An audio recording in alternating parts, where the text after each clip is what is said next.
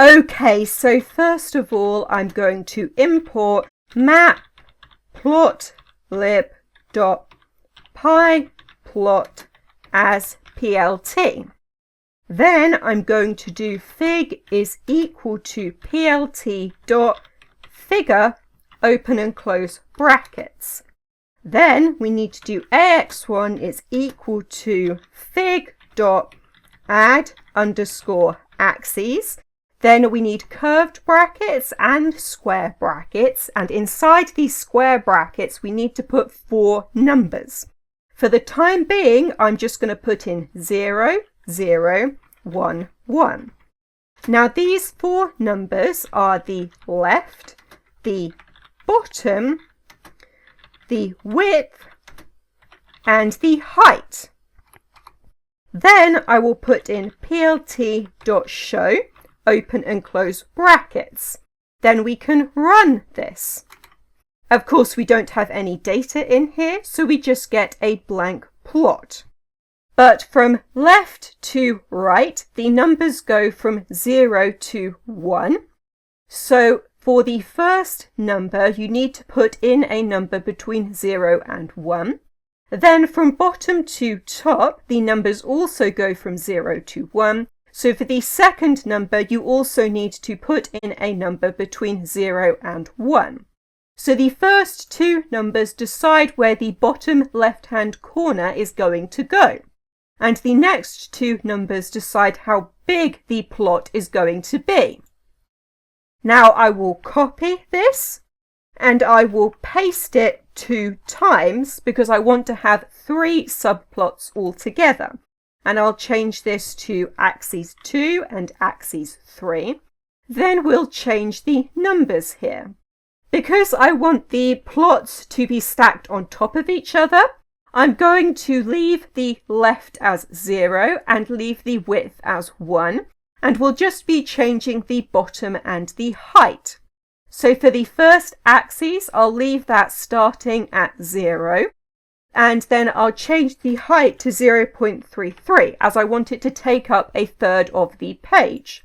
The next axis will start at 0.33, so it will start just as the first axis ends. So at the moment they're not overlapping. And I'll also make this 0.33. Then I'll change the last axis to be 0.66. So it will start just as the second axis ends. And then I'll also make this 0.33, so they'll all have the same height. And when I run this, you can see I get 3 plots. And at the moment, they are not overlapping, but we can make them overlap. So I'll change the first axis so it will be 0.4 high. Then I'll change the second axis so it will start at 0.3. And that will mean the first and second axes will overlap by 0.1. Then I'll change the height of the second axis to be 0.4. And 0.3 plus 0.4 is 0.7. So the top of the second axis will be at 0.7. Then I'll change the third axis to start at 0.6, which means the second and the third axes will also be overlapping by 0.1. Then I'll change the height of the last axis to also be 0.4, and 0.6 plus 0.4 is 1, so the last axis will go all the way to the top. Now when I run this, it's a little bit difficult to see, but the axes are overlapping. To actually be able to see this properly, we need to add in a line of code at the top. This is going to be plt.rc, then open and close brackets. And in here, I need to put in quotation marks axes. Then I need to say face color is equal to none. And when I run this, we can now see more clearly that the axes are actually overlapping.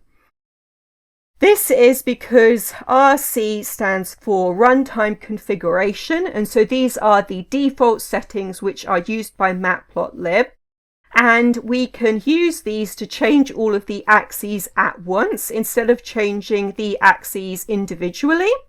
So in this way, we can take all of the axes and change the face color to none. So by default, the background color is white, which is why we can't see the axes originally, because they're being stacked on top of each other, so they're covering up the plots underneath. But if we change them to none, the background color is now transparent, so we can see all of the horizontal lines. Now this is the basic structure when it comes to getting plots to overlap. Of course, the thing that takes time and effort is actually getting it to look good, which is what the rest of this video is going to focus on.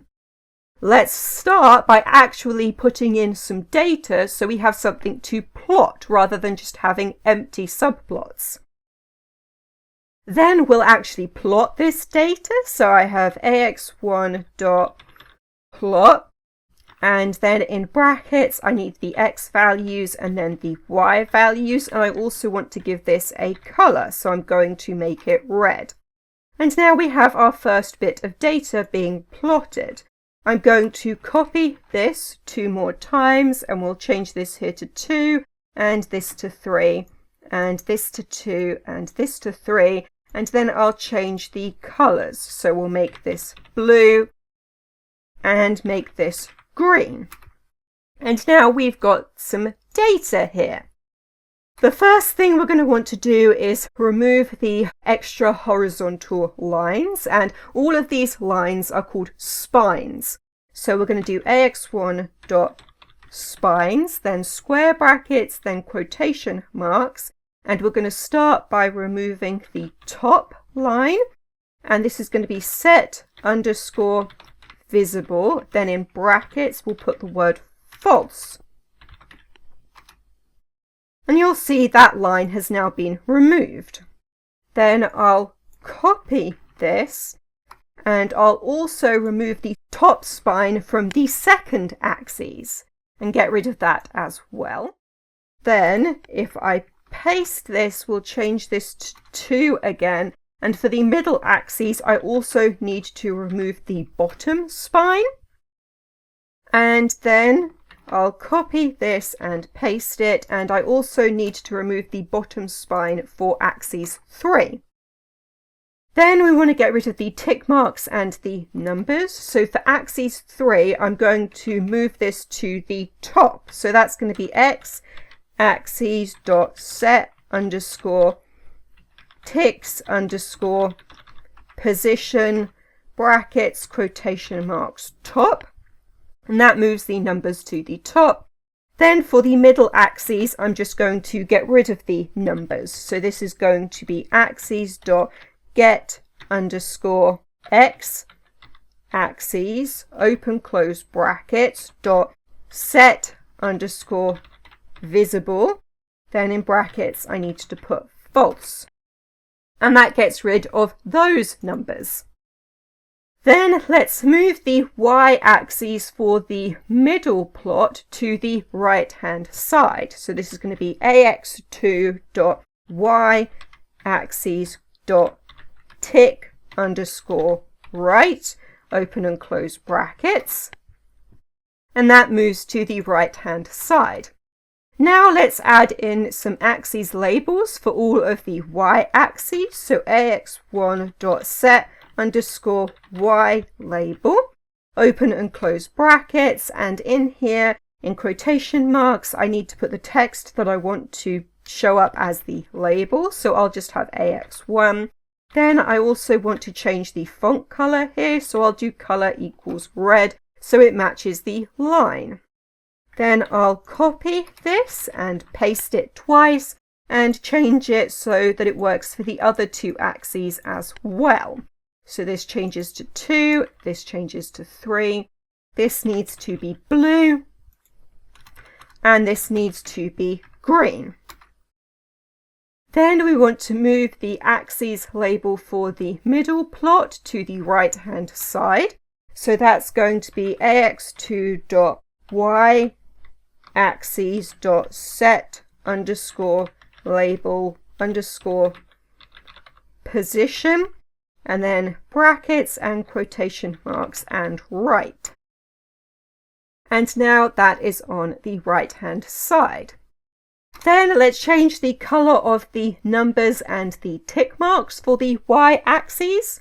So this is going to be ax1.tick_parameters.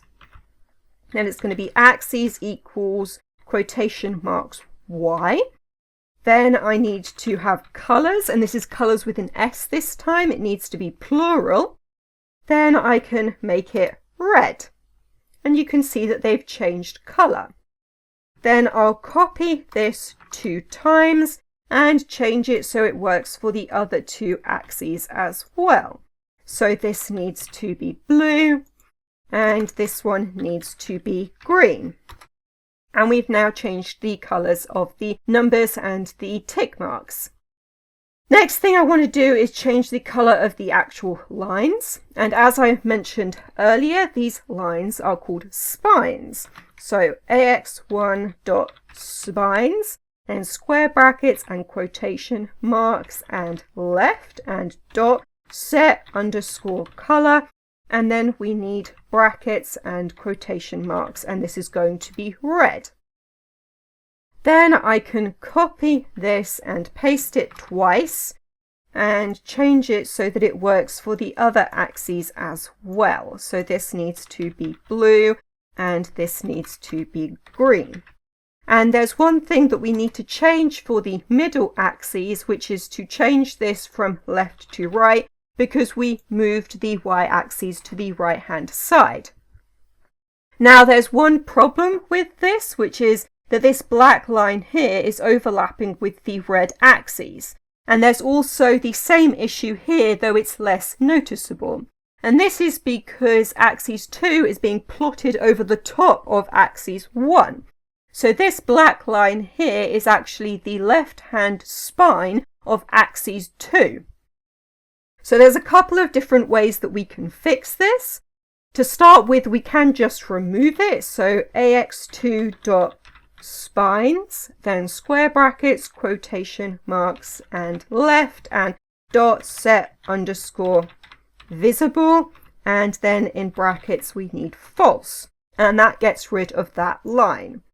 Then I'll copy this and paste this down here and change this to 3, and this also needs to be changed to the right hand side, and then that gets rid of this line up here. For the sake of completeness, I'll also put in the same thing for axis 1 to get rid of the line at the bottom. Now I will comment this out, and the other method is to change where the spine starts and ends. So for this we'll do ax2.spines, and this will be square brackets and quotation marks and left again, and this time we'll do set underscore bounds, open and close brackets, and in here we need to put in 2 numbers, and the first number will be where the spine starts, so the minimum number, and then the second number will be the maximum number, and these numbers are based on the values in your axes. So I'll start with 12 and 15 and enter, and you'll see we end up with a black line here. And so the trick is to do some trial and error until you get the lines that you want that are not overlapping with the coloured lines. Then I'll copy this and paste it down here, and we'll change this to 3, and this needs to be on the right hand side.